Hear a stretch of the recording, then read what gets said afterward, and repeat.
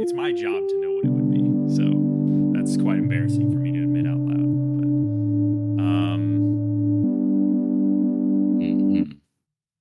But well, welcome indeed. What was I about to say? Fuck. I don't know, dude. I'm sorry. Say it. I'm trying not to lose it. Oh, fucking Christ. You were gonna say something. Yeah. Okay. We're back. Merced, Chandler, me. So before I forget though, I'm really excited that Square Enix is realizing that they would probably do better if they went multi-platform instead of these exclusive deals, which, I'm assuming them doing the exclusive deals is like, helping pay for these games, I would hope. But, I would like to see their stuff start multi-platform instead of only on PlayStation. Okay. So you're I guess to kind of set this up, you are referring to the news story that Square Enix has basically said every game in recent memory has missed its target, which they kind of always say, but they do always say that. Yeah. But so there was a news story where they specifically called out Final Fantasy VII Rebirth as not quite meeting their expectations financially. You think that will lead to them releasing multi-platform from day one? Oh, I could have swore they said that, or not they, who, I don't know, but someone representing Square specifically said they might move that direction. That would be... I could be wrong. That would be interesting. Let's see. We can do some research, but I mean, I didn't. If that's the case, I want it to happen. I'm a PlayStation cuck forever, but I want it to happen. I would love to see everyone get to play those games on release, and not me talking to myself in a room with all my PC friends saying like, "Yeah, I can't wait for y'all to play it." Haha. Like 16 and Rebirth both. I'm just like, I'm not even happy that it's exclusive to the thing I play. Like, I'm just like, yeah, I'm not getting to have this conversation with people now because of that. Yeah. Okay. I have the news story in front of me, so I'm on Gematsu.com. 5 days ago, they wrote, Square Enix announces new medium-term business plan. The medium-term business plan will cover the fiscal years beginning, because you have to remember fiscal years don't always align with actual calendar years. So beginning March 31st, 2025 through March 31st, 2027. And the four pillars of its new business plan are as follows. Enhance productivity by optimizing the development footprint in the digital entertainment segment. So this is probably the dumbest of the four, but as someone who works in business, this is exactly the type of shit that happens in meetings. Is like people just say shit like this and then ascribe some meaning to it, and some executive goes, "That sounds great." But the initiative specifically states its focus is on development of titles delivering "quote unquote" fun that only the group can create, and build the development structure. So they're trying to make games fun, guys. How do we feel about fun? How do you guys like fun? I think I'm all for it. Really? To be completely honest, yeah, I think so. Are you okay? I'm asking because I mean I don't know. Based on the games I like, I'm beginning to wonder if that's actually what I'm looking for. Pillar 2: diversify earnings opportunities by strengthening customer contact points. This literally means more platforms. Multi-platform strategy, building continuous customer contact points of our titles by stepping up digital sales. Yeah. Woo! So, yeah, I mean, I could see some, I guess, clear evidence there that this could mean, basically full multi-platform. So Xbox, PC, PlayStation, Switch 2, anybody? But I don't know. Yeah, brother. I mean, if I'm being honest though, like I think it really depends on the title, because I think the next Final Fantasy VII will be on PlayStation at launch. That's it. Yeah. I mean, absolutely. I think that was set in stone when they announced this whole project, right? But that's my thinking too. I guess that could shift and change, or not be locked in like we think. We'll see. But that's the vibe I just kind of have with it. I think they have some sort of deal there. Yeah. I don't know that, but that's my thinking.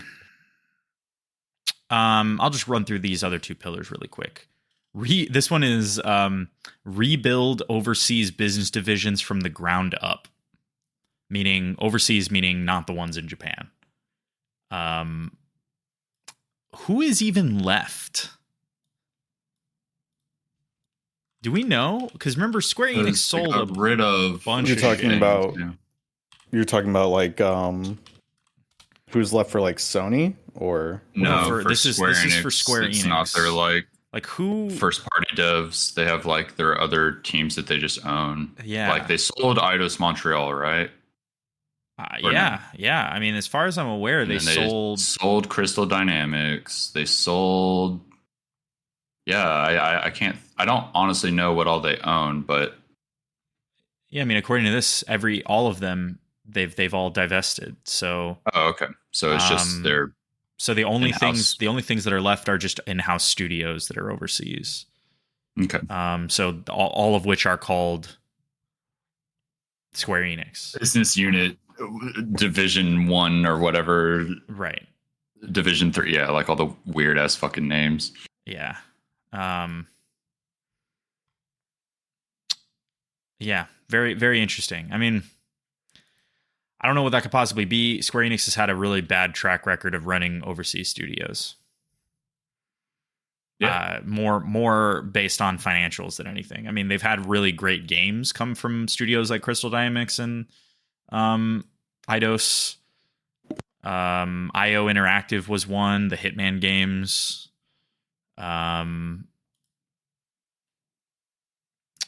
Yeah. I don't know. Yeah. I don't know. Okay, last pillar. Strike a balance between shareholder return and growth investment when allocating capital. So, yeah, money stuff. Earmarks a maximum of 100 billion for total strategic investments over a 3-year period. 100 billion yen, by the way, not dollars. Yeah, I mean, so you knock off 2 zeros, right? Yeah, I guess so. Yeah. When you get to numbers that big, I can't convert anymore. We'll just type this here like the yen Google conversion. That is $642 million. Okay. So there you go. Okay. Well, yeah, I mean, it does sound like multi-platform moving forward will be the focus, but I don't know. I mean, they say all kinds of shit in these investor calls, so who knows what that exactly means? And it doesn't even take effect until the next fiscal year, so we'll hear more about this in 2025. Yeah, and I feel like they kind of do a decent bit of multi-platform already. It's just like kind of 16 and 7 remake series that's been exclusive that I can think of, right? Or was Stranger in Paradise exclusive too? No, that was multi-platform. No, it launched multi-platform. Okay. Yeah. 16 did as well, right? 16 launched exclusive, or did it launch on Xbox? I'm pretty sure it launched on Xbox. Yeah. Oh shit! It just didn't come out on PC. I think that's it definitely didn't come out on PC. I think that's right. Okay, let me make sure before we just go around. Like it was a PS5 exclusive, saying shit. Yeah. Okay, Strangers of Paradise was a day one all-platform launch, except for Nintendo platforms, obviously. And then what was the other question? 16? 16...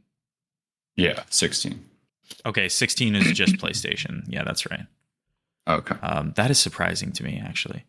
So both of the titles that they say missed their targets were both PlayStation exclusives. It was 16 and Rebirth. I mean, yeah, I don't know. I think you could chalk that up to the fact that despite the three of us being in a deep Final Fantasy heat right now, like I get horny just thinking about Final Fantasy games.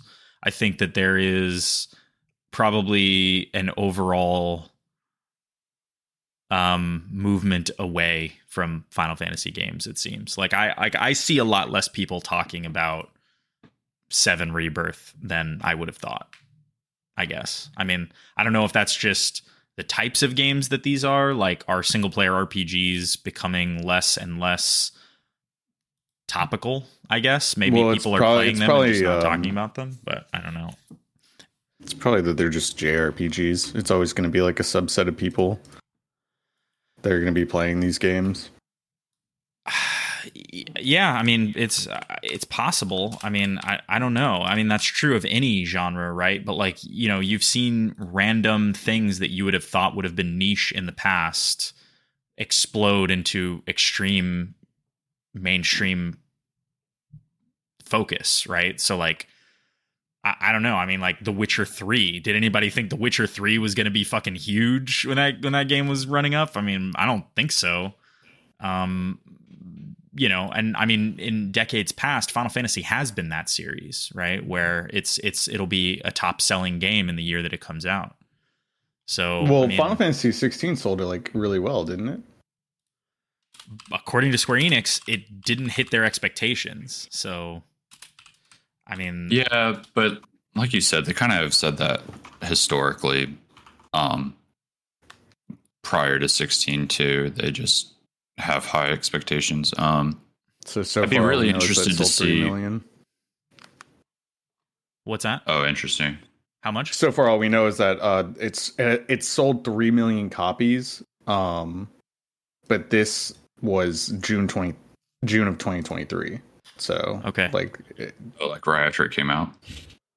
After apparently, like it says, this is from IGN. So Square Enix announced launch sales of 3 million for Final Fantasy 16 after it went on sale in June 2023. So yeah. Okay. And they haven't announced any official numbers for Rebirth, is what I'm seeing.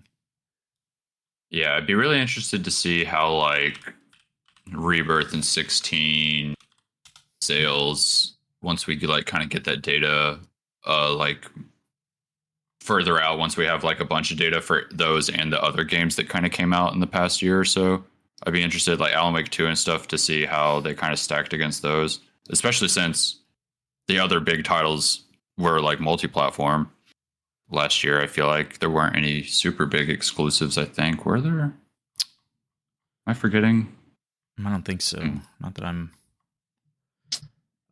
okay, yeah, no, I haven't seen any official numbers announced for Rebirth. But I'm looking at VG charts.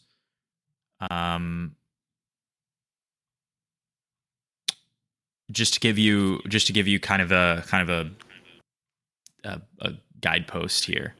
According to this, 3 million for 16, like Merced said.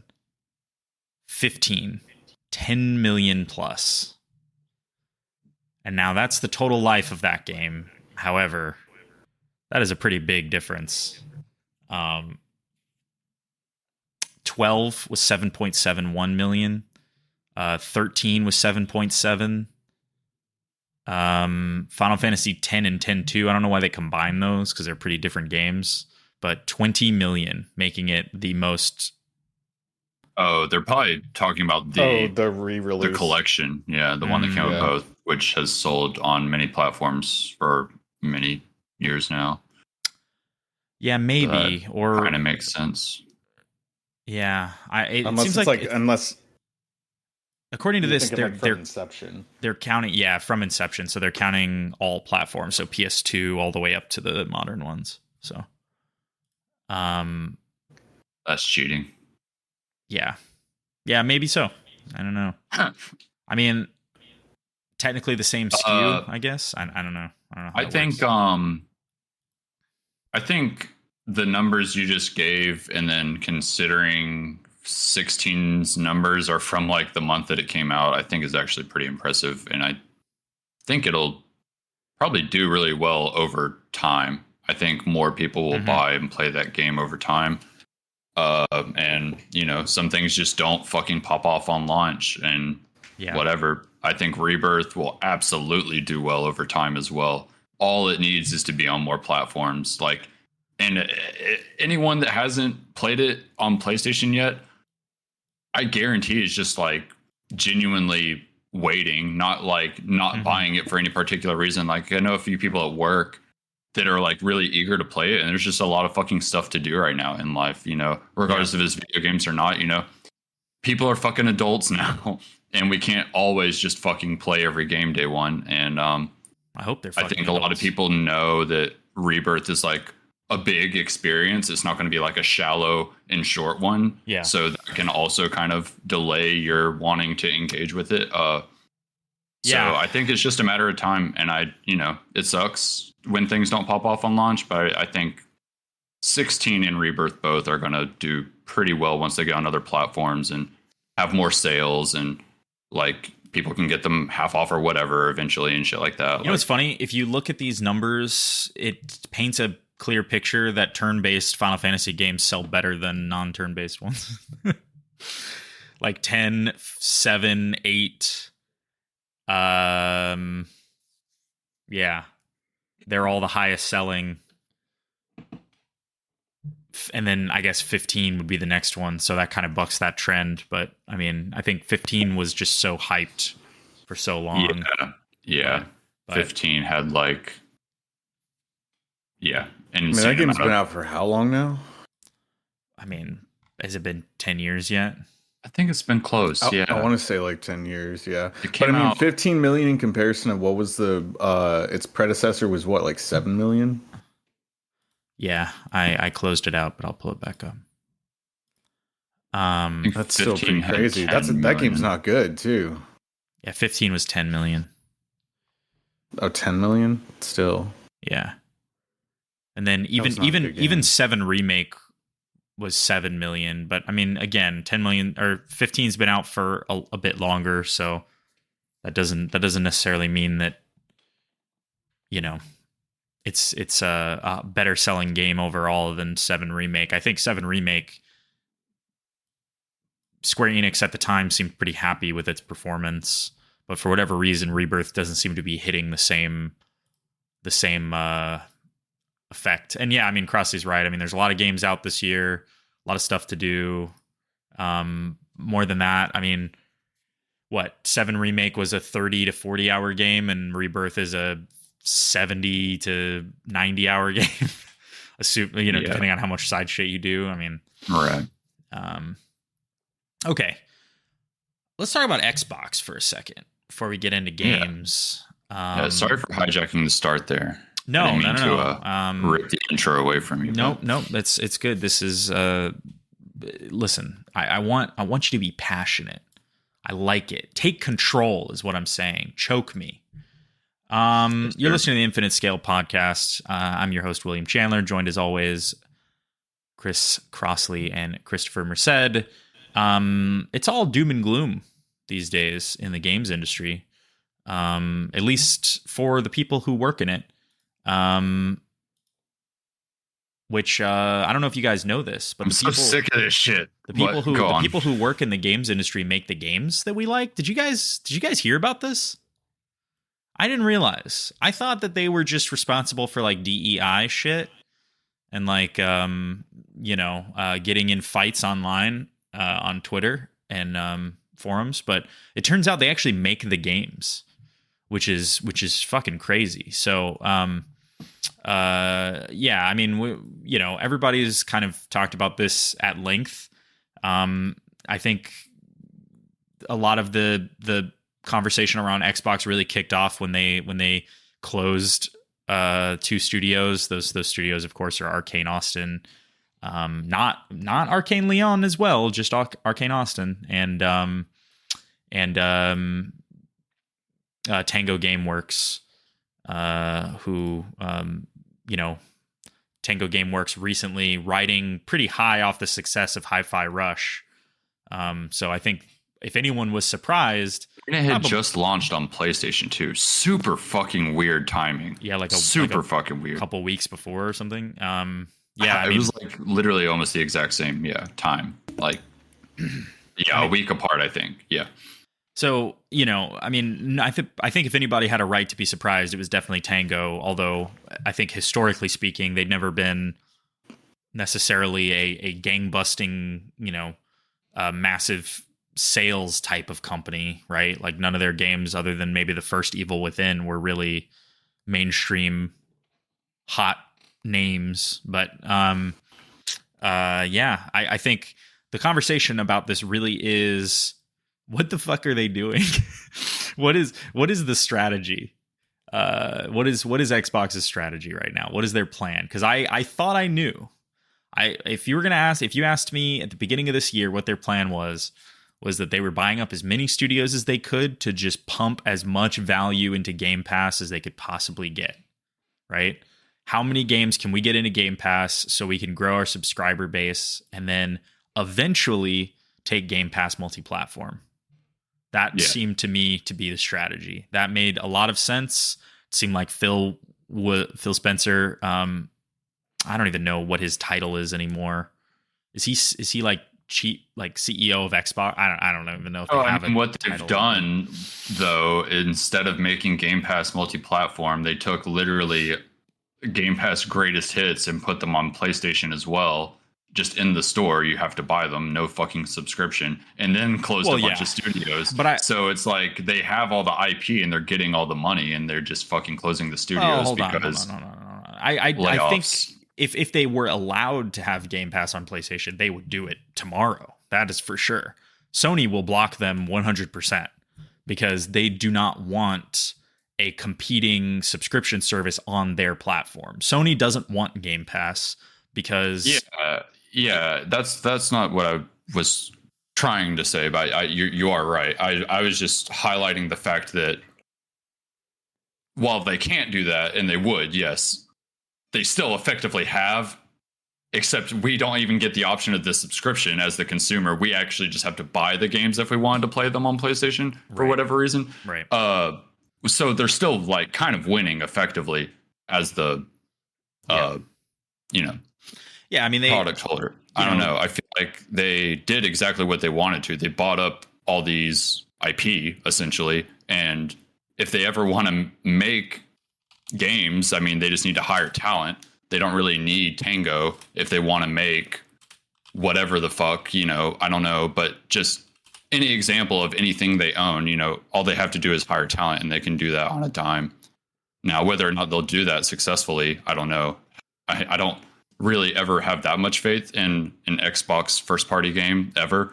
I'm always impressed when it actually is a very cool thing they're putting out, but I don't know. I think they're doing exactly what, I don't know. I don't know, man. It's just fucked, but I'm not that surprised, I guess, ultimately. I'm surprised because this goes against their spoken strategy, right? I mean, ultimately their strategy is to make money. So, I mean, let's start there. And then, at the pinnacle of making money is cutting costs.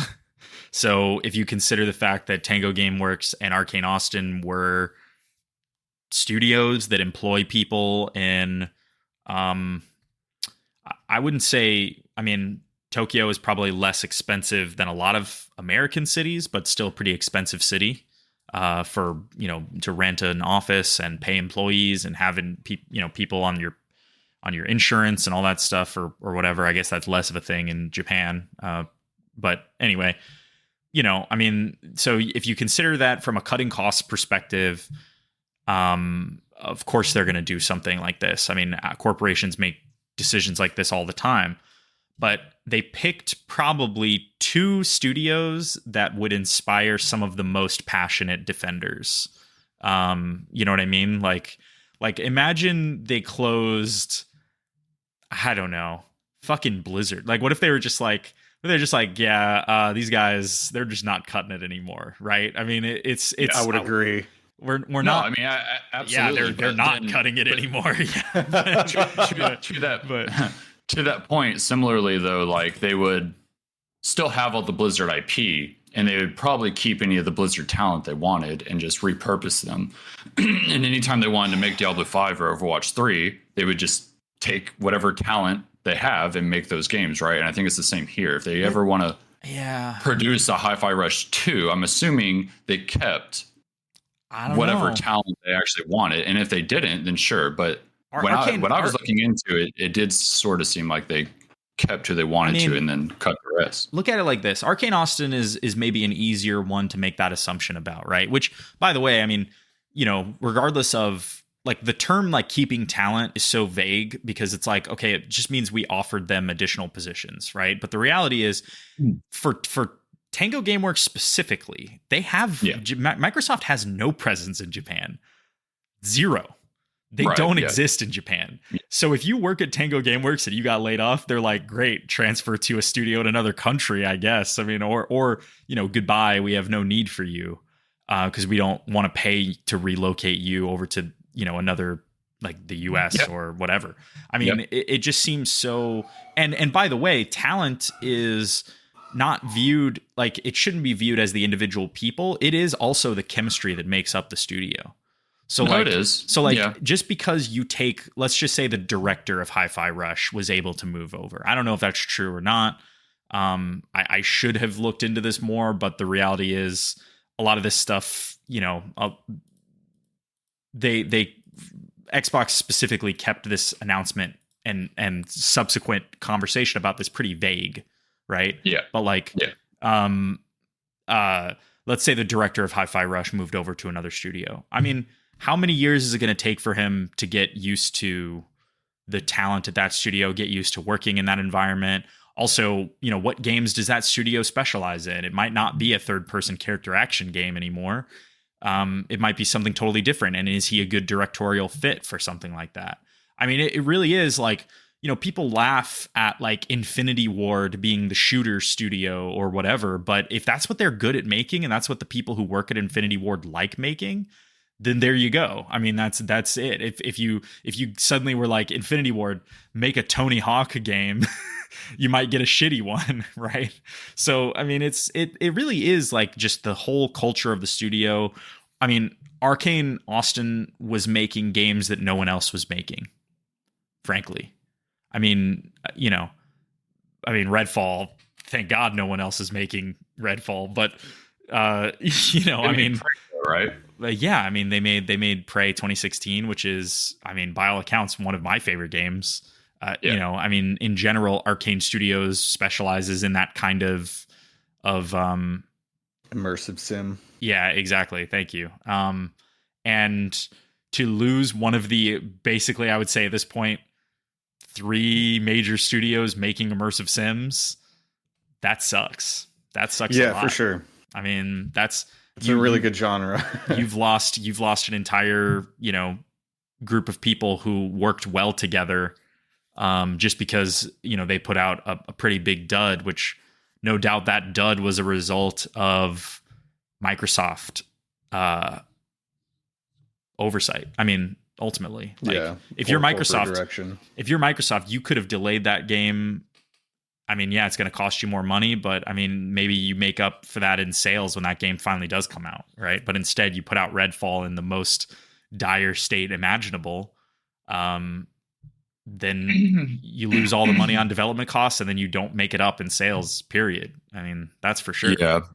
So I guess, I guess I just, I'm not surprised, but it is just still shitty for sure. And I like to think that we, you know, I guess the glass half full part of it is like, I would like to think that like those people, even though this is shitty and like it fucking sucks, but I would like to think that if they are a team truly passionate about any particular vision, whether it's the Tango team or them or like the Arcane people or whatever, but whoever the fuck, when this type of thing happens, I would hope they can move forward and start again, you know, like just, I mean, fuck it, make an indie team, make an indie game. That's typically more effective these days anyway, right? Lower budget, higher possible success, you know, without all the other fucking bullshit. So,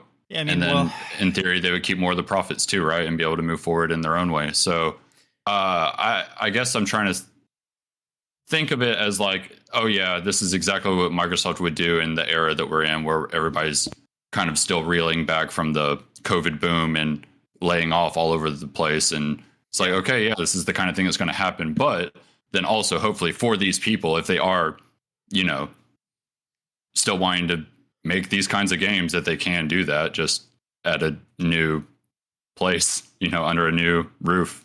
Yeah, I mean, we are very clearly in an indie boom right now. Like, there's all kinds of indie games coming out all the time. But I think it is a shame because, you know, we're also in sort of a high risk economic state right now where it's let's say you want to start a new studio. It's hard to get loans from banks, or it's hard to get investment capital. It's hard to, yeah, no, you know, interest rates are high. So, I mean, it means that like people are less likely to borrow money, which means, you know, they're going to take fewer risks. But I think it's, and I mean, I don't know, obviously, but I think we're at least entering, if not already in, an era where it's a bit more risky to have like the big first person studio or whatever company, what Microsoft or Sony or whoever, come and give you a bunch of money and have all these expectations and these deadlines or whatever, and this, you know, pressure almost. Whereas, let's say game develop for a living, you probably have the tools. Like, I would assume you have and I don't know, maybe it's not as like,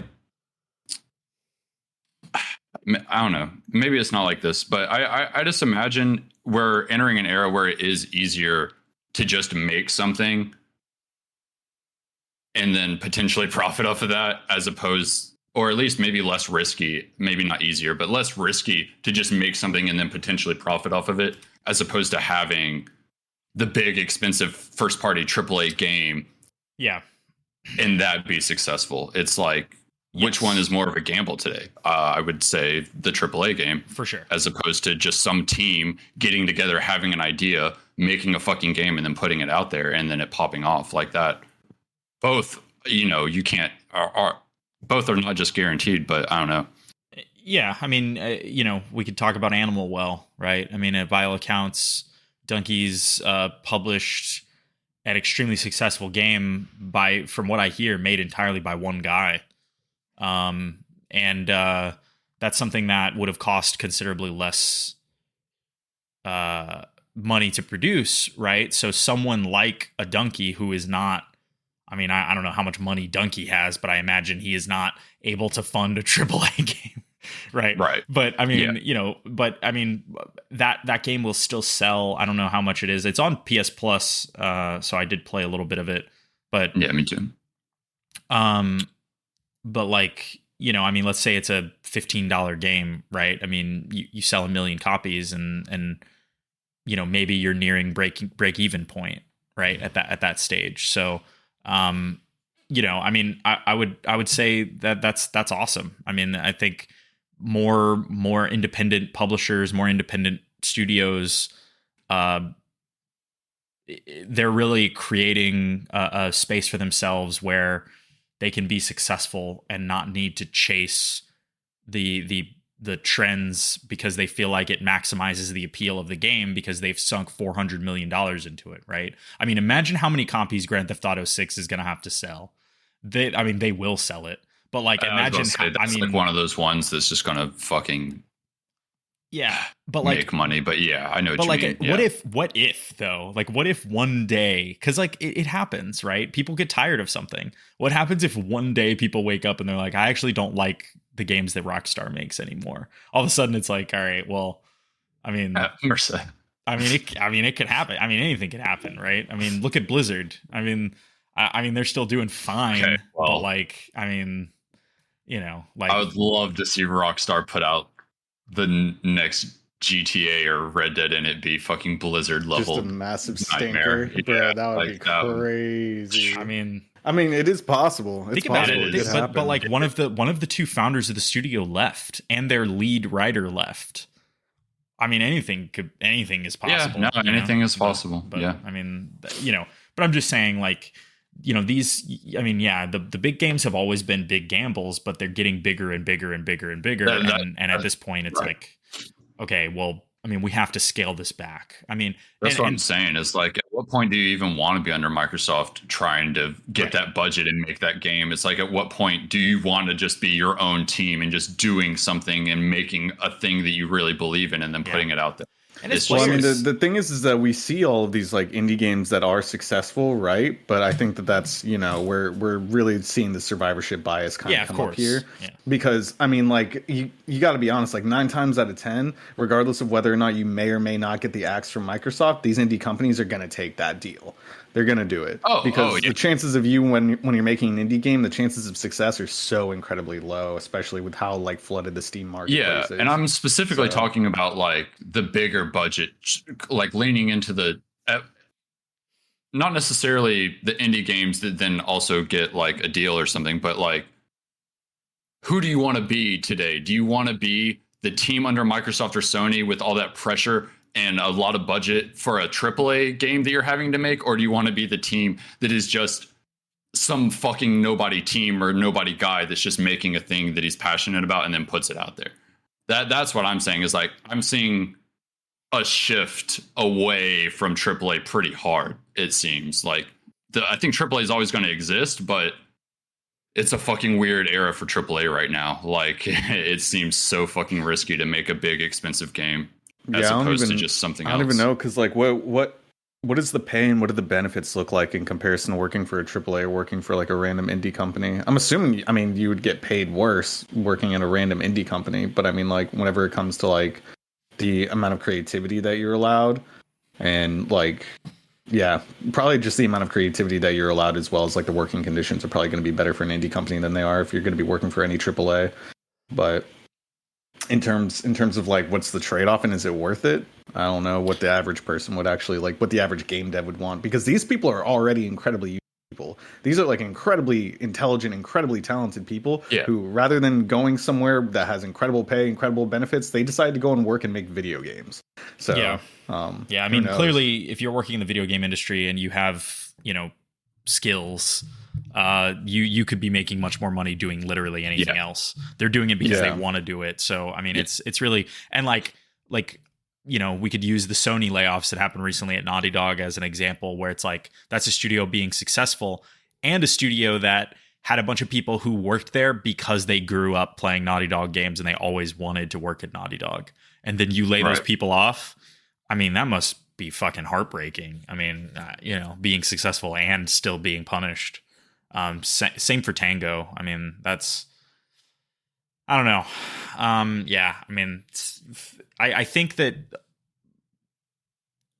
at the end of the day, if you look at somebody like Microsoft, who is still making massive amounts of profits and choosing to lay people off, it's very clear that there is a breaking point with companies where, I mean, you can't be surprised anymore, sure, but you also we have to make a choice as a society. Is this how we really want to continue leading our lives? I think, like, do we really feel okay with the idea that a company can make a massive amount of money in a year, fiscal, a record fiscal year, and then still lay off a bunch of people because it wasn't quite as much as they wanted? That to me I get it. Like, and I have a place I'm going, so let me finish. But I do get it in the sense that, like, the way companies work is like, okay, we made this much money that year, or thus we need to make more this year. That's how it goes, right? Okay, we made this much, the goal is to make this much more, and then we don't, so then we have to cut back, right? So they do layoffs or whatever across the board. What I fucking hate about that system is that It's never cut the bonuses for the fucking people at the top. It's always fucking cut jobs at the people at the bottom.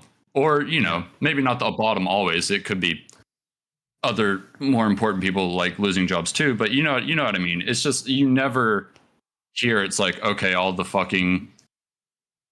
big boys decide to not take millions in bonuses that year. Yeah, I mean, it's the same with anything in this world, but it's the people who steer the ship are rarely the ones who feel the punishment when they realize they missed target, right? So it's like, you know, the reason I think everybody's mad at Phil Spencer right now is because he's supposedly leading the ship.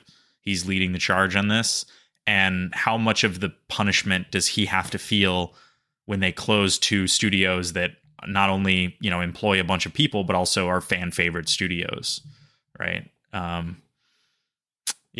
It's capitalism, baby. That's it. That's all there is. I think you have to, as consumers, you have some control in terms of how you spend your money, but I mean, it's a systemic issue beyond just voting with your wallet, right? Like if you were like, okay, I'm going to cancel my Game Pass subscription, fuck Microsoft, like, yeah, great. But I mean, you know, and I'm sure they'll feel it on some level, but I mean, there's just very real. We'll feel it after they close more studios is actually what would happen. I mean, sure. I mean, there's just very real, like, too big to fail at this point energy from someone like a Microsoft or Sony or whatever, right? I mean, voting with your wallet works if it's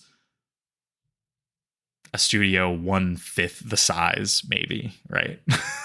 But I mean, or I don't know. Let's solve the economic crisis, guys. I think we could do it. Gang solves the economy. Well, I think the businesses are doing just fine. Well, yeah. Yeah, it does. Okay. Let's talk about some games. Merced, what you been playing? What did I do? Last we talked, I didn't even beat Unicorn Overlord yet, right? Yeah, that's right. Pretty sure. That game fucking slaps. That's a goddamn good game. Holy I really thought for a second he was going to say that game fucking sucks. It seemed like he was going that way. No wonder he hasn't been talking about it. Yeah. Holy fuck. No, that's a great game. I didn't even realize until like maybe like 15, 20 hours in that game's just a fucking waifu simulator. Like almost all the way through. It's crazy. Like an actual plot device in the game is just choosing who your favorite waifu is. Yeah. That's like a major plot device. Yeah. Like, and then you think like maybe like, I don't know, like a quarter of the way through the game, you're like, this is my bitch. Like I fucking love this woman to death. I'm gonna get her all the perfume she wants, all the fucking mirrors, all the swords. I'm gonna gift them to her. And then another bitch comes along and it just shatters your fucking world. And then that's like the whole game for about like 40 to 50 hours. Sick. And then there's fighting in between. I don't know what all that was about. But every single time you went to a new town, then you got to actually play the game where you got to talk to all the women in the town and figure out, you know, who am I gonna allow into my harem, my battle harem. I had like 4 or 5 units. I haven't reached that point yet. I'm still at the weird combat part. I haven't gotten to the it's kind of weird main game. I've been in the spend 2 hours in the menus part, reconfiguring all your tactics. So that part slaps too, though. I hope I can get to the waifu part soon, because I've done all the fighting that I feel like I want to do. So no, I think pretty much every single moment I'm playing that game, I'm having a good time. It doesn't matter what the hell I'm doing, but like, I could be digging through menus, which are a little clunky on the Switch, especially with how small some of the text is. But I mean, I play everything mobile, so maybe if I played it on a TV, then, you know, whatever. But if you're at home and you're choosing to play your Switch on the TV instead of any of the other things you have, then you have brain damage. But I think other than that, I mean, even just digging through menus, getting people equipment, like organizing the layout of different units. All of it is just so unbelievably enjoyable. It caught me insanely off guard how good this game is. But yeah, it's a really, really damn good game, and like any of the major problems that I have with the game are just really, they're like nitpicks, and they're like personal grievances that I have. They're not even like anything like major that I would be able to say like, oh, this is like a major character flaw in this game. So how do you feel about how it wraps up? Like, are you satisfied? You feel good? Yeah. Okay. I would say I'm pretty satisfied with it. It does kind of end pretty fast from my perspective. It does end pretty fast. It does feel a little bit abrupt. But overall it's pretty good. It's got a unique final boss fight with some cool little things that end up happening. I'm not going to spoil anything. So I really, really enjoyed it basically the whole way through. And I don't think that I have played a game that is similar to this, where I have been overwhelmed with the amount of options that I have in terms of the units that I'm able to pick. Yeah. Like, I legitimately had a hard time swapping out characters in my units just because I legitimately enjoyed so many of them, to the point where I believe I had I had probably like 25 slots available, and I still had people that I wanted to keep adding in. Yeah. That's truly like how many unique characters and units that you end up getting throughout that entire game. And it's just really, really fun. I don't know. One thing though, the mining minigame sucks fucking balls. That is ass. They need to take the mining minigame out if they ever make a fucking sequel to this game, because that was absolute trash. And really? Building the bridges.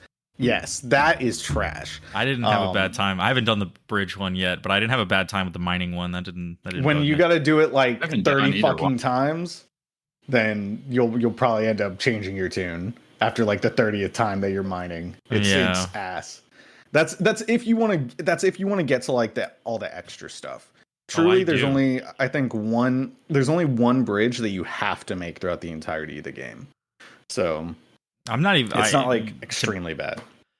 Yeah, I mean, it's funny because you run into that bridge that they ask you to repair pretty early in the game, and here I am like 15 hours later, and I've covered the rest of the map, and like still haven't even fixed the fucking bridge. So I feel like I got on the other side of the bridge, and I'm like, oh, I don't even need to fix this now. But maybe I'm wrong. Maybe I found another bridge that's really. You do end up finding a way around, and then you're just on the other side of the bridge. Yeah, that's hilarious. Yeah. But there's a lot of bridges that you cannot do that with. So, okay. Yeah. I think that's like one of the only ones, actually, which is kind of silly. But yeah, great game. Really good game. It is really good. And what was your final hour count? I would have to pull it up, but if I had to guess, I'm going to lowball it, probably about 40 hours. Wow. That is less than I was expecting. That is really low. I think I'm like... I'm lowballing it. And I'm at the beginning, I thought. So I'm pretty sure I already uninstalled it and everything. So otherwise I would just go ahead and look it up. Did you play it on PC? Yes. Did you pay money for it? No. No, I didn't. Hey man, do what you gotta do. Fucking students, everybody. They're the ones ruining the economy. True. I'm a poor student. You have to understand. Anything else you've been playing that you didn't pay for? What is that? What is that game with that guy from Shameless? What? Star Wars Jedi Survivor. Oh, he is in Shameless. Yeah, you're right. Yeah, he was the EMT. He's like one of the main characters. I fucking forgot. Yeah, Jedi Survivor. Yeah, you liked that game. We talked about it a little bit. Yeah, it's a good game. Okay. I would recommend people to play that. It's not anything like too crazy. I don't know, but I definitely wasn't blown away by it. I did really, really like Hellblade though. That's the. Oh yeah, we talked about that too. That was some That was some good fucking shit. I have never seen, or not never, but it is incredibly rare to see a game set itself out to like just do something so perfectly. Fuck, like I don't even know how to say it, because they do what they're attempting to do is they're attempting to emulate what it's like to have psychosis, right? They're not doing like a specific form of psychosis, so they're not doing like specifically like schizophrenia or dissociative identity disorder or anything like that. It almost feels like they're doing like a weird amalgamation of those two. But I mean, they fucking like they nail it. Like that's the exact feeling that they want to give to the player. They want to make you feel uncomfortable. They want to make you feel like as though like you can both trust and not trust the voices at the exact same time. They want to make it incredibly disorienting. And they just do it fucking beautifully.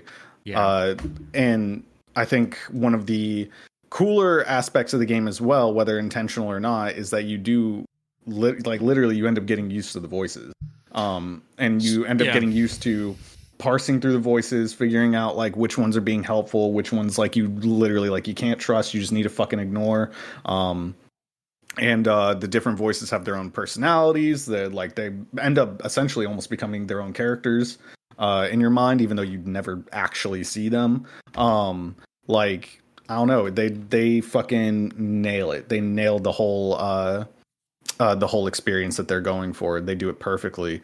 I did see a lot of people have critiques about the game in terms of the puzzles and everything, and I can definitely see. I think I'm incredibly forgiving about a lot of the shortcomings in that game, only because it attempts to craft such a unique experience and nails it so fucking well. That like I can just straight up fucking ignore like them basically redoing the same puzzle like 10 times, a bunch of times. It gets old for sure. But I agree. I mean, I think that game it's the perfect length as well. Like it doesn't really overstay its welcome. If you were really determined, which I'm not, you could beat it in one sitting, really. But I mean it's like a 6 to 8 hour game, right? I mean it hits all the notes that it needs to hit. It kind of feels gamey at points, which is funny considering how serious the subject matter is. So it's funny that like they're like, oh my God, this is harrowing, and then you're like, holy shit, and then it like 13 seconds later you're pushing a box or something. And you're like, all right, okay, well, but I mean that's video games for you. But it does more than anything, it makes me curious about what Hellblade 2 could possibly be. Like, what is that game? Like, yeah, I don't know. Because we touched on that a little bit. Like, I really, truly, all I remember about the trailer was that they're going to war over something. And with the way that the original leaves off, it could, like, her going to war could literally be a prequel or a sequel. I don't even know. I'm not entirely sure. Because in the original they by the end you get it. She's essentially like a like she's not like a Viking, but she's like a northern. I think that they wanted like it's like Northern Ireland basically, like but back she's a Briton, long ass time ago. And so like she's like just a part of like a warring tribe. So it could literally be a prequel or a sequel. All depending on what they really want to do with it. But I don't know if they're going to try to recreate what they did with the first game, or if they really just want to expand on her story and just leave it at that. Like I really honestly seemed like the first game wrapped everything up in a nice, neat bow for me, at least. But did. I'm still excited to play some more of it.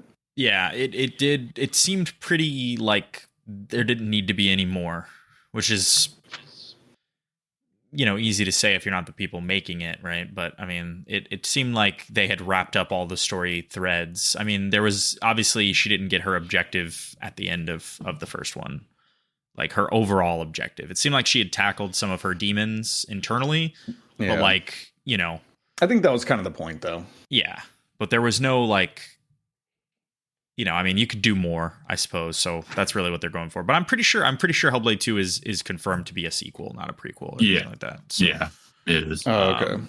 So I think, yeah, I'll play it. Fuck it. I mean, it'll be on Game Pass, so I'll definitely play it. It should be coming out in what, like 4 days? Yeah. Yeah, it comes out on Tuesday, on the 21st. So, we shall see. Crossley. Yes. What's up, dude? What's up, man? Did you play any games? Yeah, I've been playing some games. Let me look. Okay. He's physically turning around. He's getting up. Oh, he's picking something up. What is he picking up? I did check my hours. I did 52 hours in Unicorn Overlord. 52. So, that's pretty good. Yeah. Okay. Not too bad. How much of the side stuff would you say you did? A damn good bit of it, actually. Okay. Just to keep level. So nice. Yeah. Maybe I've like put 50% 10 hours into Unicorn. 10? Okay. 10, yeah. So I've been playing Tekken. Oh, okay. With Merced. It's fucking good as shit. Okay. It's a lot better than I thought it would be. Yeah, peak fighting game shit. I think people seem to say that that's like one of the best Tekken games from what I've heard. It's probably my favorite Tekken so far, yeah. Animal Well, I tried that for about an hour. I think it's fine. I'm not big on puzzles, and it's clearly like puzzle platformer. Gonna have a lot of them. Yeah, I don't mind platformers at all, but I fucking hate puzzles. Did you do that probably. Did you do that first boss battle in that game? How far in? I played maybe slightly over an hour. I don't know. Then probably not. It's it's a seahorse that blows bubbles at you. No, I didn't. Okay, it's pretty sick. That's pretty sick. Yeah, I want to play it. I really don't like puzzles, and I have like no actual desire to play the game, and I didn't have to pay hit for it. No, I mean I'd be down for platforming. I don't. Merced is playing Balatro right now. No, I promise. Yeah, I've been playing a lot of Balatro. I've been playing Elden Ring again. Started a new character. Is getting you, dude. No, it's not that bad, bro. You should see some of the other people in the Discord. Oh my god! You know, Merced, like it's fucking crack. That's why I don't talk to these Merced people. said to me the other day, we were talking about Balatro for like a solid little like 5 minutes or so or whatever, just like messaging back and forth about it, and then it ends with him. Yeah, I don't know. I only play this game when I'm bored, though.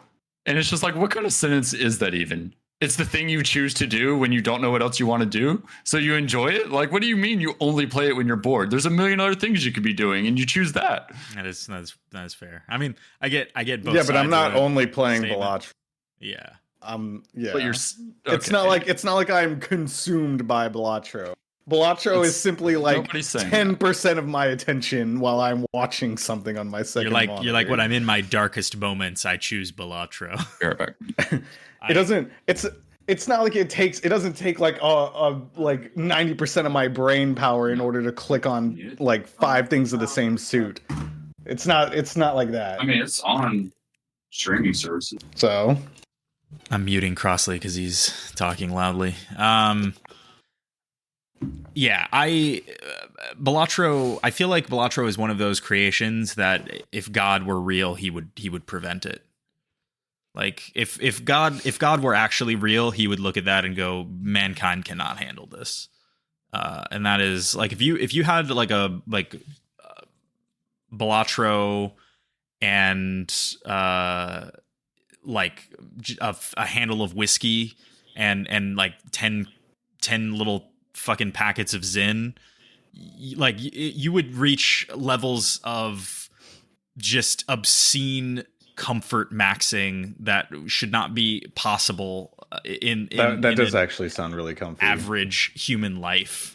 Like this is what would that sin be? Would that be like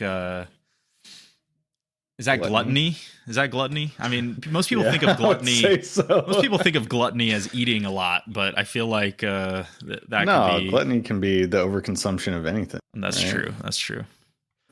I think it's. Uh-huh. Also been playing a lot of Fallout 4. Great. Yeah. DLC, not bad, you know? Did you do them all? Never played it before. I've done 2 of them, and I'm on Nuka World right now. Okay, you did Far Harbor already. Yeah, I did. That's supposedly the good one. I did like it. I honestly thought about not leaving, but I was just like, well, let me go ahead and do Nuka World. And I'm not liking Nuka World at all. But Yeah. I have only just started, so I need to like actually get invested in the quest and see if I like it. But the way that it starts off is just like you go there and a bunch of raiders are just fucking with you for like 30 minutes straight. And I'm like, okay, well, this is very uninspired. Like, yeah. So I want to get invested in the quests and the characters that are actually there before I judge it, but it's pretty lame so far. Yeah, but the other DLCs were cool. I liked them. It's been refreshing playing a Bethesda game that's not Starfield. Did you bring Nick Valentine with you on Lonesome or whatever what the fuck it's called? What's it called again? The Far Harbor? I did it just on a whim because I was like, it seems like this would be the appropriate character to have. And yeah, that was absolutely the right choice. Yeah, it's crazy they don't actually force you to do that because it seems like it's pretty critical to the story of that expansion. Yeah. Yeah. But okay. Agreed. Playing any emulators? You have an Android. Emulators. Yeah, you have an Android, so it doesn't. Or do you have an iPhone? I have an iPhone. Sir. Oh, okay. I don't know why. He seems like an Android. What's wrong with the Android? Oh yeah, that's right. Merced's an Android user, not by choice. Yeah, I have an Android. not by choice, by force. That's right. Okay. Well, I did install the thing. I haven't put any games on it yet. They just released some more. So I haven't looked into it yet, just because I'm never on my phone. I fucking hate being on my phone a lot. Yeah. But I do want games on my phone for when I have nothing else to do. You know, like if I'm just waiting somewhere and I don't have my Switch or whatever, like I would like to have some things on my phone. So I haven't looked into how to actually add the games to the app. Is it super easy? Do I just need to like plug my phone into my computer? I mean, you could do it that way. Some games on there? It's you'd have to get ROMs from somewhere. So like I think the emulation Discord has. I just wasn't sure if I could do it from like the web browser in my phone, or if I actually have to go out of my way. And then it'll go into the, you know how iPhones have like file browsers now? They have like a files app. You would just put it in a directory there and do they really? Yeah, they do. They have for years. Yeah, at this point. Yeah. Oh. But it's not. Don't get me wrong. It's not convenient or simple. Yeah. But yeah, I mean. It's not as good as it should be for sure. No, but it does exist. So there's a file browser. You would just download it into that, and then direct to the location. All right, because I did see when I booted it up that it was trying to pull from that files thing, but I was like, I'm not sure if I can just add to the files, like add ROMs to the files app from the phone, or if I had to go out of my way. But either way, okay, cool. I think well. I say either way, I'm maybe from a Windows PC, you might have a challenge accessing the files, but from a MacBook or something, you certainly could. But yeah, I mean, you could do it all from the phone. But okay, cool. I haven't started down this path yet. I don't know if I will, just because I don't like playing games on my phone. Yeah, I used to a lot, but no, I just try not to. Yeah, that's why God invented Switches. Anything else, Crossley? You know, there's been some things. Mm-hmm. Have you heard of Death Must Die? Yeah, I really don't know anything about it, but yeah, I did. It's essentially a Vampire Survivors clone mixed with a Hades clone. Great. It is the auto shooting thing of a Vampire Survivors, but mixed with like Hades dash and the sort of like every time you would get like level up and get your ability, you're actually meeting like one of the gods that you would normally meet in Hades. So you're getting like a dialogue each time, and it's definitely a very shallow version of the Hades experience, but it's a not bad version of the Survivors experience.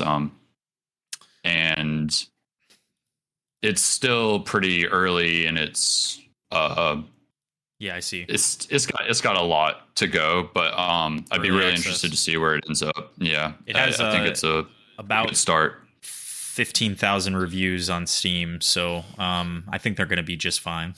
Yeah, oh yeah, they're gonna. Yeah, I agree. I would like to see where it ends up. I think they're starting pretty strong. But yeah, we'll see where it goes and how much content it ends up having and stuff. But I think it's pretty fun. Okay. Yeah. I think Merced played all of Hades 2 so far. Oh, well, just in time for him to have left. So we'll ask him about that when he gets back. I'm looking at Death Must Die on the Steam store, and this is the anti-William game, that is for sure. How do you mean? I like the art. I'll say that. It looks a lot better than Vampire Survivors did. Yeah, the graphics are really cool. It's very fun to play in that way. To see the effects they do with that style. These kinds of roguelike infinite the survivors games are rat poison to me. Okay. Merced, did you play Hades 2? I heard a rumor that you did. Yeah. Yeah? Yeah. It's more of the same. Word, I will not be playing it. There might be like a couple of differences that turn people off. One of them isn't being there mana now? Yeah, there's mana now. I don't like that at all. There's no, you can't dash multiple times anymore. It's only a single dash. You can probably upgrade it's that, just like, though, huh? Yeah, that's how it was in Hades 1 until you upgrade it. I mean, I didn't see an upgrade for it yet, but maybe it's way further down the line. But from what I've seen, all I did was I beat it, or quote unquote beat it, and I'm just gonna wait until 1.0. I'm not gonna try to 100% it as is right now. I'll just wait until 1.0. But I mean, it's still a solid experience. If you liked it before, you'll like it again. I mean, it's not like cool. You know what you're getting into. I didn't, so I won't. That's good to know. Did you not play Hades 1? I thought it was fine. It didn't compel me. Okay. You like the other Supergiant games? A lot. Yeah, a lot. Okay. Which is why I'm disappointed.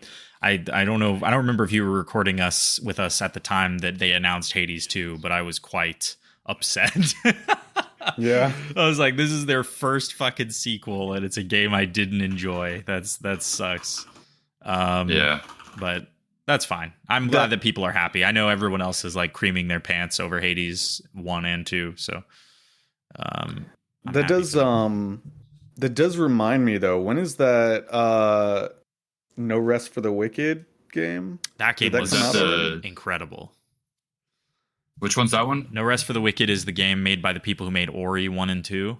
Ori and the Blind Forest and Ori and the Will-o-Wisps. It's a very intense, like the total opposite of Ori, like very violent, very like combat heavy. Which, I mean, Ori 2 kind of ended up being a little bit more combat than Ori 1, but No Rest for the Wicked looks fucking amazing, and I'm really sad that it's an early access game, because I kind of don't do that too much. But yeah, I hope that I mean, by all accounts, people seem to be enjoying it, so I think that's a good sign. Yeah, that's definitely going to be one of those that I think is going to be well worth the wait. Yeah. Yeah, and I mean, Moon Studios, the developers. The Ori and the Blind Forest studios. Yeah, they know how to make a game look gorgeous. Like, that is for sure, at the minimum. Yeah. If you look at like looking at screenshots of No Rest for the Wicked is one thing, but if you look at it in motion, it fucking, your draw hits the floor. They aim for like polish and like a clean, just smooth sort of animation to all their stuff. It is like, it's really, really smooth. I love it. It's cool to see them doing something really different from their previous games. I like that. I agree. I love that. Yeah. Hopefully they don't get shut down. Yeah. Are they're a Microsoft studio or something? Yeah, I think they are. They absolutely are. I'm pretty sure that is the case. Yeah, both of the Ori games were Microsoft exclusives. Yeah, maybe the week after Ori launches on PlayStation, they'll get shut down. Nope, Moon Studios is private. Oh, let's fucking go, dude. However, yeah, both Ori games were published by Microsoft. Yeah. So there you go. That was the mix up there. Yeah. Gotcha. Cool. Well, I mean, you both know mostly what I've been playing. I say mostly. Actually, Rebirth. You pretty much know everything I've been playing. Let's talk about Final Fantasy VII Rebirth really quick. That game fucks really hard. I 100%ed the first zone just because I wanted to. I am about 3 objectives away from 100%ing the second zone. You're insane, dude. I am about 22 hours in at this point. Yeah. The main story objective I have left to go is talking to a woman about how we're going to get to the Crow's Nest, which is the upper level in Junon, the main city area. Isn't it Cissnei? I don't know. The person I have to talk to? Yeah. Well, aren't you in the place where you're talking to the girl with the red hair or no? The girl with the red hair. I haven't talked to you would them know. yet. She's very cute. I haven't talked to them yet. But I think, is that the person who has the dolphin? No. Who the fuck has the dolphin? Wait. Who is the girl who has the dolphin? What is up with that? I can't remember now. Maybe that's Cissnei. I don't think weirdest she has the shit. dolphin. There's like Cissnei's a random the tiny girl. Cissnei's the tiny girl in the suit. She's got red hair. Spell it. Or Cissnei. Okay. Yeah, I think that's correct. That's absolutely right. Why the fuck do you know that? I just played Crisis Core. She's in Crisis Core? Yeah, oh my is. god, I told guys. you to watch a fucking recap. I'm getting off of this fucking call and just booting up Crisis Core Remake right fucking now. And you bet your ass I remembered her. I wasn't kidding. They expect you to know everything in Crisis Core. Damn it. God fucking damn it. Yeah, she's fucking adorable. I thought the only thing that could possibly be relevant in Crisis Core are like the Turks or something, but okay. No, it's all relevant. Oh, she is a Turk. Yeah. Wait. So then why would she be helping you? I don't care. Oh my god. Dude, I don't care. Well, you got to play the game. Oh my fucking god, dude. Oh my fucking god. Now I'm going to start foaming at the mouth. I'm about to go into a full seizure. Dude, this is fucking crazy. They can't do this. They can't do this. They can't keep getting away with it. Jesus, Cissnei. As soon as Merced was like, Cissnei, I'm like, oh god, here we go. This motherfucker hasn't even played the game. And he knows more about the fucking characters than I do. What the fuck? Oh my god. He's like, come on, man. Cissnei. Everybody. So you got past the dolphin stuff. Who's the dolphin girl? Is she also just fucking pause. So you did that boss fight though? I did, yeah. So do you agree with me that like I don't know what difficulty you're playing on, but do you agree with me that the game is like absolutely sort of shifted up in difficulty, at least for the big encounters? Yeah, I mean, I haven't. So I think I'm playing on normal, standard, whatever, normal, not turn based. The one where not easy, not hard. Yeah. Because they have easy and then like normal, but inside of each of those difficulties, they have basically action combat and what they're calling classic, which is bullshit because it's really just the game plays itself and you pick commands, right? But so normal, not dynamic. And the only reason I did that was because the end of Final Fantasy VII Remake was so painfully annoying. Even though I didn't die, I kept feeling myself getting really close to total party wipes like multiple times in that game. And you would have had to have restarted that whole thing. So yeah, I was not. I mean, you were very close to a bad time. I was, trust me, and that shit is like poison to me. So I've been playing it on normal, and the game demands a lot more for you this time or from you this time around, for sure. Yeah, the Titan fight feels alone, good. Oh yeah, it does. It feels really good to play. They've really improved pretty much every aspect of the combat.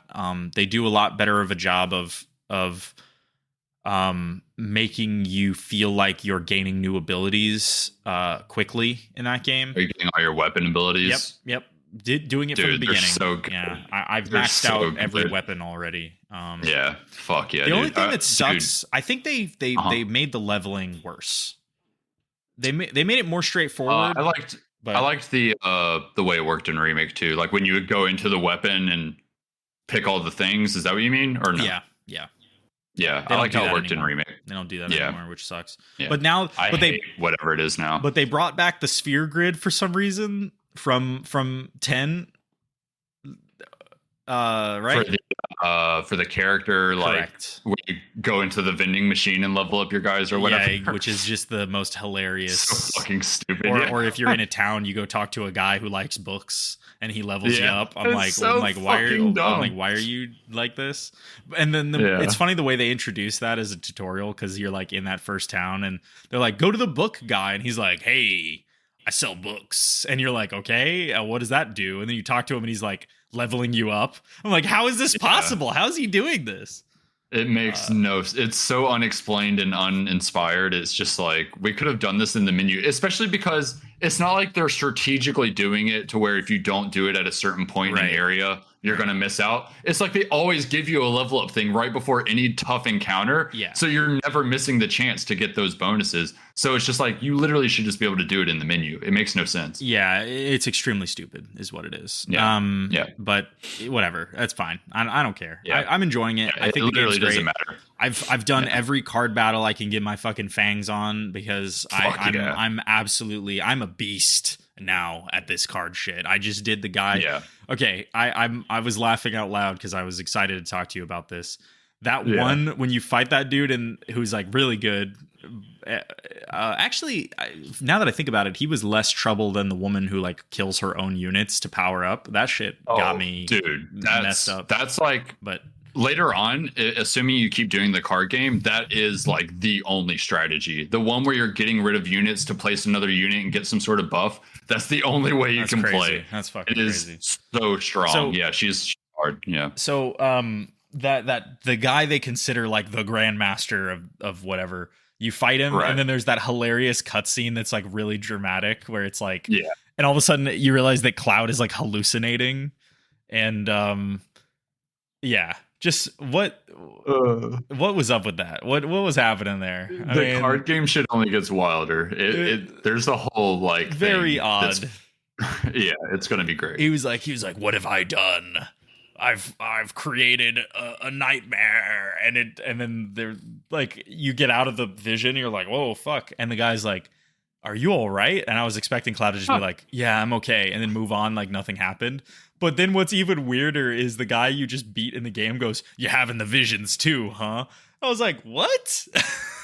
What the fuck are you talking about? Is everybody playing this card game just having fever dreams about the guy who invented the card game? That doesn't seem normal. They let children play this. Not just children. Yeah, fair. I've played chocobos. I've played everything at this point.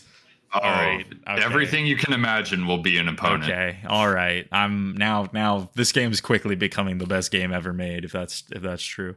It is. I'm waiting. At some point I will for sure play a Moogle. I know that. Ooh. Okay, now it's a 0 out of 10. Fun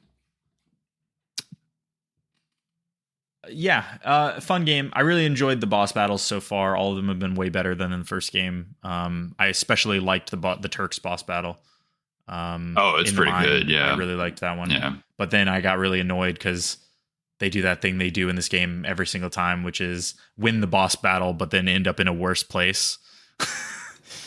Yeah. I hate that. But okay. All right. Good game. I'm gonna keep going. It has honestly made me forget about Persona 3 Reload, which is really sad. Because I forgot about that a long time ago, brother. Yeah. You guys are trash. That's your own fault. You want to talk about a game where the whole game is picking the waifu and then there's some battles in between. That is really what that shit is. Yeah, I guess in a way you are kind of right. Yeah, very true. But I always think about that meme. That meme gets me every time. That 4chan one about Persona, where it's like the really fat guy, and he's like one tier, and the coming from the screen is the dialogue of like one of the romance options or something, and he's like, you know, whatever, like Chie, I'll never forget you. Anyway, okay, so yeah, I mean, otherwise, I haven't unfortunately been playing anything. I mean, I played Unicorn Overlord, which we already talked about, but you know, I instead spent my time traveling, visiting my family in Florida, and then I read The Hitchhiker's Guide to the Galaxy, which is still a banger.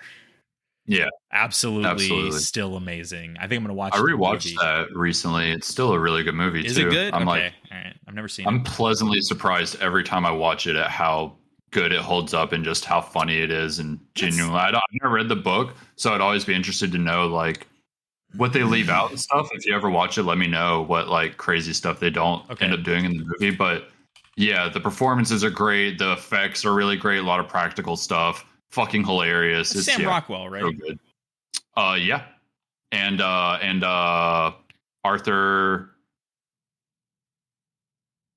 What the fuck is the guy from The Hobbit's name? Oh, Martin Freeman is Arthur Dent. Martin Freeman. That's pretty good casting, actually. Wait, so dude, phenomenal. So who is Ford Prefect? Most Def? It's so good. All right, I'll watch it. It's so good. I'll watch it. That is weird casting, though, for sure. But I will watch it. Yeah, it is peak casting. All right, you have my attention. That is very strange. Yeah, if you haven't seen it, you'll have a really good time. Okay. It's like The Fifth Element almost in terms of like the experience you go on. You're just kind of like in awe and in like, I mean, you've read the book, so you'll know more of the stuff that's going to happen than I did upon watching. But it's just an experience. I'm kind of angry that Zooey Deschanel is Trillian.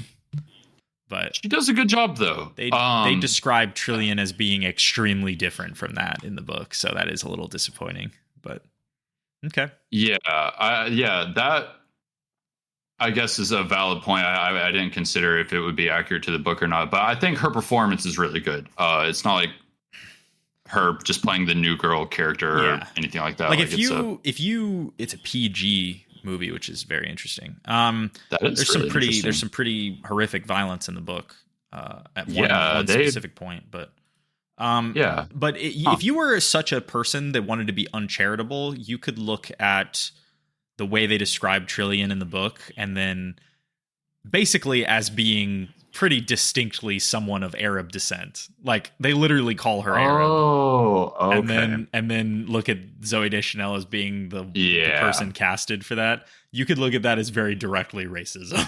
I mean, it's pretty. Yeah, I didn't know that. It's pretty, that's unfortunate. It's pretty crazy. Oh well. Okay, nice. Yeah.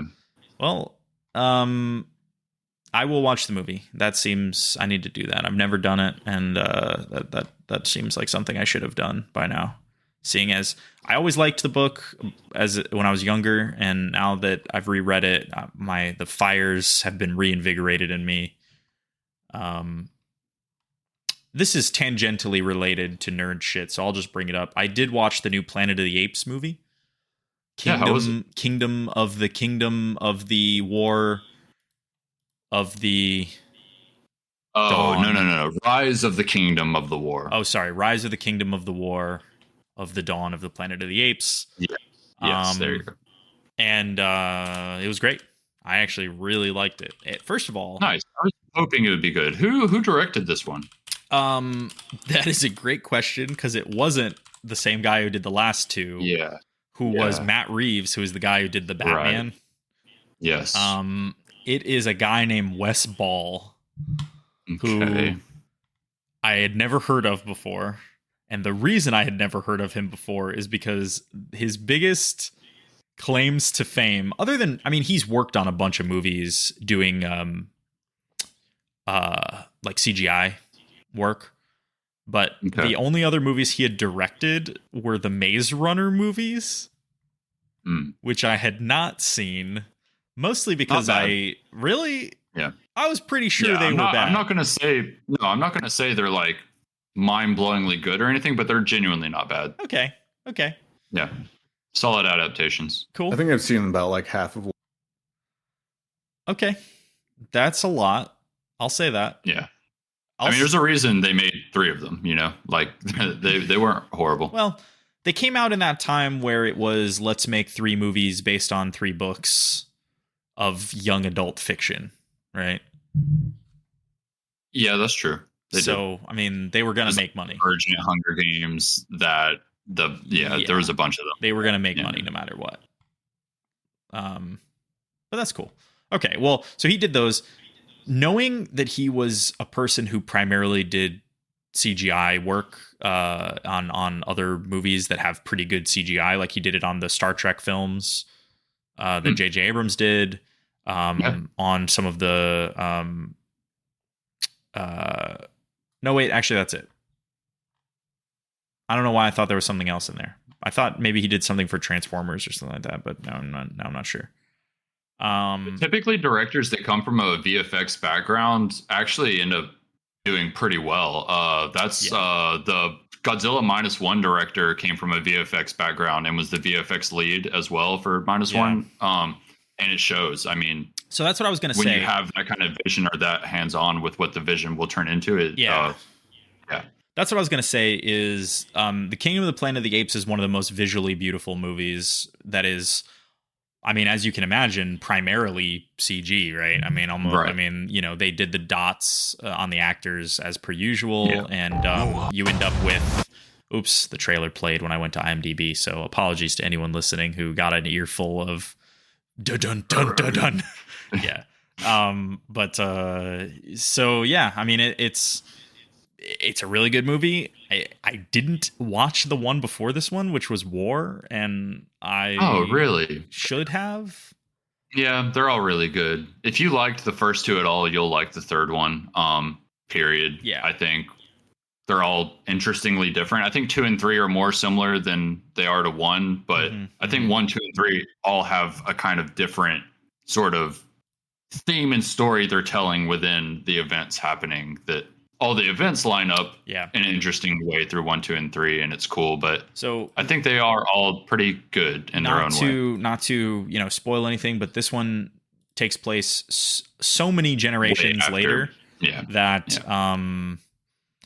really you only kind of need to know the broad strokes of these new ones, and more than that, it helps if you know what happens in the original ones back in the 70s.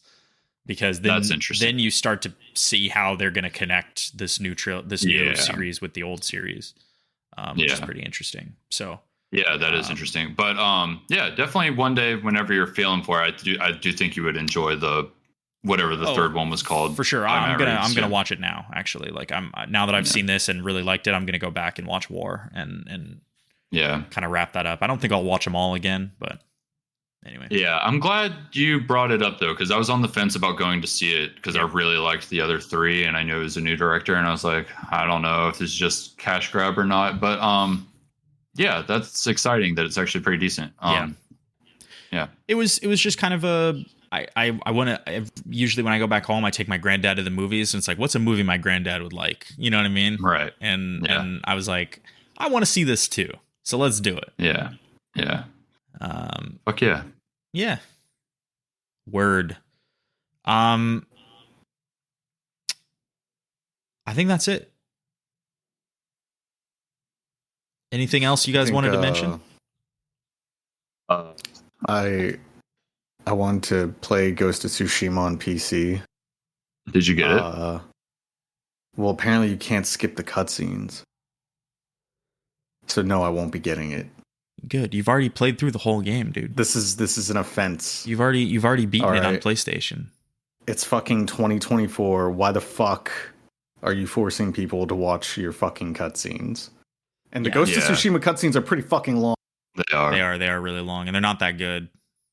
No. So there's like 3 good cutscenes in that game. Absolute fucking tragedy. The rest of them are just 2 people standing and talking to each other.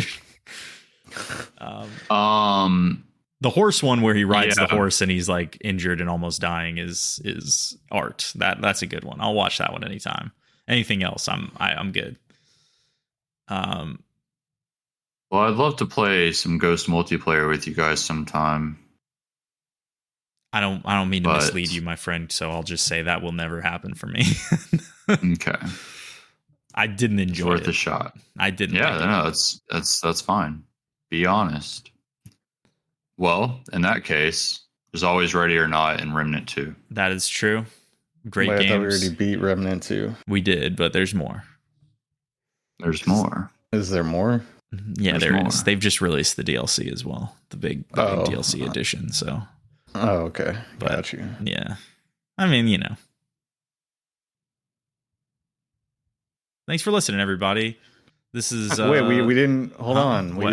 We didn't get to the real meat and potatoes of the week. We didn't even get into it yet. Oh, okay. All right, go ahead. So it turns out that the new Assassin's Creed has been announced. Oh, you want to talk about that? Okay, yeah. And we can talk they- about people being weird online about something that's Yeah, totally they pointless.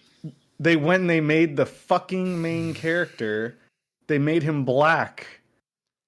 Can you Uh-huh. believe that? Yeah. This is absolutely fucking ridiculous. Uh-huh. Go on.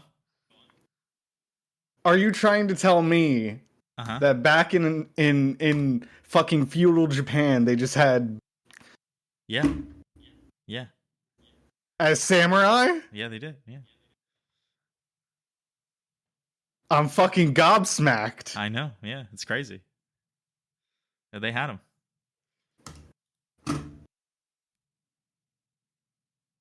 See, that should be that easy. That should be the whole that should have been the whole thing online is just hey, by the way, yeah, they did. I do think it is all I really wanted to say was I hope to God that anyone who is actively like that has a negative view of the new Assassin's Creed having a black samurai, you better be doubly fucking pissed when you saw Neo. You better have been fucking shitting and pissing your pants when you saw Neo and there was a white samurai on there. All right? That's all. Yeah, I mean, I pretty distinctly remember that was not the case. Yeah. back then. I don't So, remember that. I I don't remember that. So I mean, but yeah. I remember people being like, "Oh yeah, it's the John Williams guy," or whatever. I think that is his name. Whatever the guy was who was actually shipwrecked and became a. But yeah, anyway, it's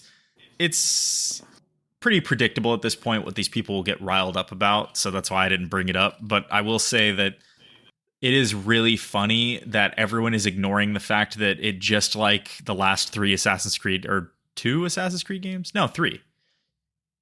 Right? Yeah. You no, not in Origins. What was the one after? What was Where the you play as an Egyptian? Odyssey? Is that what you're talking no, about? what was the Greece one? Odyssey. Odyssey. In Odyssey, you could pick either male or female. In Valhalla, you could pick either male or female. And now in this one, you can pick either male or female. And the female, I didn't even know that. Yeah, and the female. I thought you could only do it in Odyssey. No. In the Viking one as well. You're sure? 100%, 200% sure. And now, Okay. All right, I believe in this one, you can also pick either one. And the female samurai is Japanese. So if these people who are really that riled up about not wanting to play as a black samurai in their Japanese samurai game, then they can certainly go pick the woman, which they will not do. Are you're trying to tell me that they had female samurai?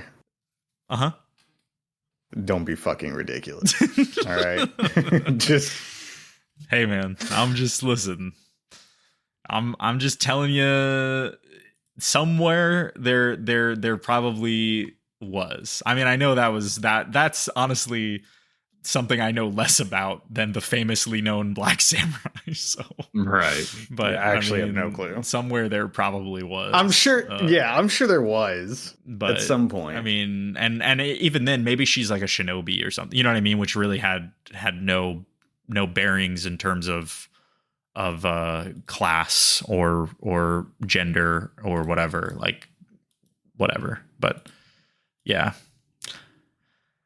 Oh God, another day online and another day where you just lose a little bit more of yourself. I just like that there's that, like, the crux of that whole storyline is based off of an interstellar fucking space apple. And this is the shit that they fucking lose their minds over. Yeah, I mean, we haven't even mentioned the Grums guy that's out there stirring all this stuff up, but... Oh, that dude? Yeah, but that guy's actually mentally well, so I don't know, just leave him alone. Yeah, I mean, his big claim to fame is that he directed a really terrible game. I didn't even know. I truly did not even know that. That he's like legitimately like mentally unwell anti-SJW dude who always like has something to say. You don't remember Firefall? Oh my God, we played that game. Mm-hmm. That's crazy. Yeah, that game did not do too hot, huh? Mm-hmm. Is that the game where you would call in the things to drop into the ground? Yep. And then like, it was like it was like almost like anti-horde almost, because you would call them in yourself and then you would just kill a bunch of them. Yeah, he was so he directed Firefall, and that was he was the CEO of that studio, Red 5. He also worked at Blizzard from 1997 to 2005, which unfortunately was arguably the best time to be working at Blizzard, if you're anyone except for a woman, I guess. But yeah, I mean, he's basically become known as the invigorator, the instigator of all of these new controversies. He is the leader, the de facto leader of Gamergate 2. So, which is really unfortunate because he is a moron. I've never seen him tweet something and then been like, "Yo, that's a good ass take, dog. You were really cooking with this one." Yeah, no, I don't think that has ever crossed my mind after reading his name. No, poor fucking bastard, dude. And he's like, by the way, he's from Taiwan. He was born in Taipei, so he is really not out there representing. That is for sure. But yeah, really standing up for the white man on this one. He reminds me, who's that guy? Ethan? No, not Ethan. Who's that Malaysian dude who talks about politics in the U.S. all the time? That everybody makes fun of. I don't know. Ian Miles Chung. Ian, that's right. That's what it is. Yeah. That guy is fucking. That poor guy, dude. That poor guy. Yeah, he's just like another like Elon ball sucker. That's all he is. Yeah, I haven't seen him that much recently, so maybe he got tired of being kicked collectively. All right. Well, thanks for listening to the Infinite Scale podcast. This is now the politics podcast. What do you guys want to talk? No. Thanks everybody. Thanks Merced and Crossley for chatting as always. I think I think this should be episode 48. So I think we'll do something a little bit more interesting. What I want to do is bring something that I started doing in the other show that I do over to this, which is bring some specific topics, some specific questions to ask you guys that come up during the week. So I need to take some notes throughout the weeks and come up with something. But it leads to some fun conversations about things that normally we wouldn't remember to talk about. Just a thought. Yeah, I do my best to write stuff down. I have a little notepad file where I try to put in the. I have Ass Creed Black Samurai. I made sure I wrote that one down. Nice. So we didn't forget. That's all. That's. So I hit that beat. Perfect, dude. Hell yeah. That's doing. Listen, man, doing your job. That's. What more can I ask? Next time, feel free to bring it up in the news section. God damn it. Fuck. Oh shit, that's Jesus. embarrassing. Oh, fucking guy waits till we get done with the games section to bring up some news. Come on. I'll remember next time. All right. You better. Peace. Peace.